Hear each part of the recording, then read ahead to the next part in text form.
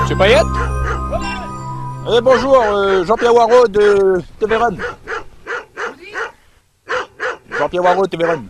Oui, monsieur Payette, donc c'est vous qui avez vu d'après la gendarmerie la météorite qui est tombée dans la plaine des sables là-bas? Le gros roche, la chope en l'air? Oui. Oui, ben c'est moi-même vu en premier, oui. Oui, alors est-ce qu'on peut faire une petite interview rapidement pour passer à la télé ce soir dans le journal On va télé? donner vos codes de la caméra? Oui, oui. Moi, pas de ça, franchement. Ah, c'est pas un problème, il n'y a pas de questions, réponds tout simplement. Bah, bon, vous mettez, moi, il va y avoir un créole, moi. Pas de problème, pas de problème. Ok. C'est bon au niveau du technique, c'est bon? Ok. Donc, monsieur Payette, qu'est-ce que vous avez vu exactement dans le fond de la plaine des sables? En fin de compte, moi, pour bien dire où, moi, 2 fois par semaine, il passe par là-haut, mais il tombe sans effort. Mais comme maman, il dit, mais 15 ans, il passe par le même chemin, il n'a pas vous dire, mais il connaît les roches, un par un, il connaît 2 roches. Et là, il bute, ça se passe bien, ça se passe roches, des ronds, les lisses, mais tu vois, plus lisses qu'un gars à la rivière. Et là, il dit, mais touche-moi une chose, mais elle fait pas bon. Moi, c'est de crier bientôt le 9 ans. Il crie direct, on me dit, mais viens haut, qu'il est le métier. Et ben, parle mon langage, alors. Ça me fait quoi comme ça, hein. Et là, bientôt, lui, il dit, ben, j'ai jamais vu ça non plus. J'ai jamais vu, ben, il manque la gendarmerie, il n'y a pas la gendarmerie directe. Qu'est-ce que la gendarmerie a dit là-dessus alors? Ben, si vous voulez bien regarder, maintenant, comment il a fait comme un périmètre de sécurité, comme vous auriez dit. Et là, plus t'as rien un bout, et il envoie en France, il fait des analyses. Et quelle couleur était la roche exactement? Ben ça m'a pas compris. Ça m'a pas compris, mais c'était un roche, un galet bleu, je crois bien. Mais en dedans, on avait comme une bouteille, alors, comme une bouteille dedans, un peu vert, un peu. Ah, t'es bizarre, mais je crois pas dormir. On n'a pas dormi, on m'a mis mal. Il m'a dit, oh, on n'a pas donné de miel, jusqu'à grand matin, on va réfléchir. Alors, est-ce que vous pensez que ça vient de l'espace, cette météorite? Quand on m'a dit sur l'espace, mon ancien temps, il m'a parti à l'école, une demi-mois, nous occupe les animaux depuis tant de petit. Il n'y a pas plus que ça, mais il n'y a pas de chape de tout bien sûr, il faut que je sois dans l'air. Je ne chape pas, je suis dans l'air, mais bien sûr, il connaît peu de roches en haut, il connaît un pour un. Ils ne sortent pas les en haut, ils ne sortent pas Saint-Jean, ils arrivent un peu, ils sortent loin. Il me dit, ben, possible, ils ne sont pas là-bas, mais il me dit, elle fait, il me dit, franchement, j'ai peur. Moi, il me dit, franchement, comment ça va faire? Ah oui, mais à la fin, le fait des animaux, là, il faut le faire. C'est beau pour toi? C'est bon, merci. Ok, bah c'est beau pour nous. On va retrouver. Ok, merci bien, monsieur Payette. Et puis, bah, à bientôt. Oui.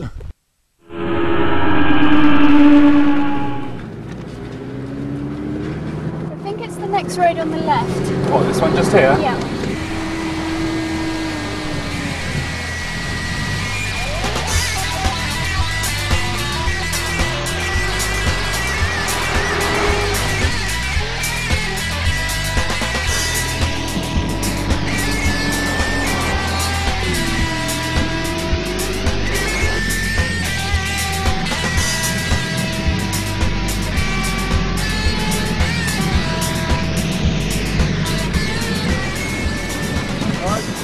J'en ai interdit au public, monsieur. Je m'appelle Peter Richardson, négociateur international. Ah, on m'a prévenu de votre arrivée. Allez-y, garez-vous là. Il faudra continuer à pied dans ces directions.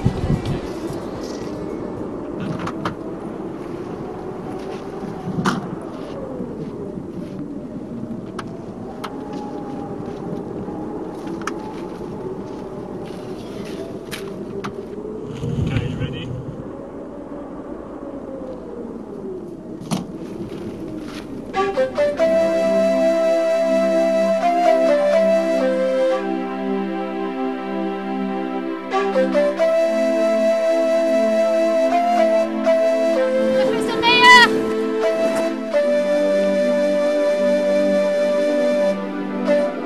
Ah oui. Bonjour, Miss Williams. Je vous attendais. Alors, professeur, pouvez-vous nous donner plus de précisions précision sur ce qui s'est passé à la plaine de sable ici, à La Réunion. Oui, monsieur Williams. Les gendarmes nous ont appelés pour nous signaler la présence d'une roche suspecte sur le site. Bon, d'après nos premières estimations, il s'agirait bel et bien d'une météorite. Ok. Et en fait, elle aurait éclaté en plusieurs morceaux très haut dans l'atmosphère. Hein. Mais le plus étrange, c'est qu'elle est blanche à l'intérieur. Blanche? Venez avec moi, vous allez comprendre. Le cratère fait environ 2 mètres de diamètre sur 50 cm de profondeur.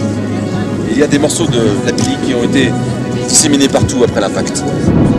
La météorite est venue de par là. On voit la trace là. Mais on ne l'a pas retrouvée dans le cratère. On l'a retrouvée quelques mètres plus loin ici, là, à cet endroit-là. Les assistants sont en train de prélever les dernières poussières du météorite et elles partiront en analyse plus tard en laboratoire. Bon sang. Professeur Meilleur, venez vite! Ouais, qu'est-ce qui se passe? Putain, vous avez vu le câble ou quoi? Je crois pas mes yeux, il y a un fossile dans cette météorite. Ici? Oui. Nom de Dieu. Il faudrait prendre un échantillon pour l'identifier. Ok.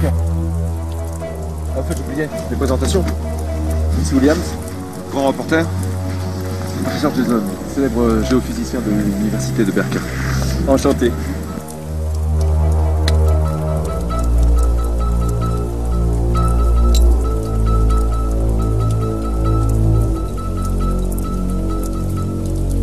C'est bien du calcaire. Et ce fossile semble être une ammonite. Une ammonite? Oui. Ce serait vraiment ce qui pourrait m'arriver de mieux dans ma carrière de scientifique. Les fossiles, en fait, sont des organismes vivants qui ont subi une diagenèse. C'est-à-dire qu'après leur mort, ils ont été enfouis dans une terre sédimentaire et après un procédé qui est très long et compliqué à expliquer, cette terre se durcit avec tout ce qu'elle a à l'intérieur. En l'occurrence, les ammonites ont vécu sur notre planète il y a plus de 65 millions d'années. Mais dites-moi, professeur, un fossile, avant d'être une pierre, a bien dû être vivant à un moment donné. Oui, je vois très bien où vous voulez en venir, effectivement. Ça prouve qu'il y aurait une forme de vie extraterrestre. Pas si sûr, Meilleur. Je pense qu'avant toute affirmation fracassante, il nous faudrait des données supplémentaires. Une datation à l'uranium-thorium, par exemple. Aura quoi? L'uranium-thorium, c'est un procédé qui permet de dater avec exactitude tout objet datant de plus d'1 million d'années. Et combien de temps cela prendra-t-il? En laboratoire, plusieurs semaines. Oui.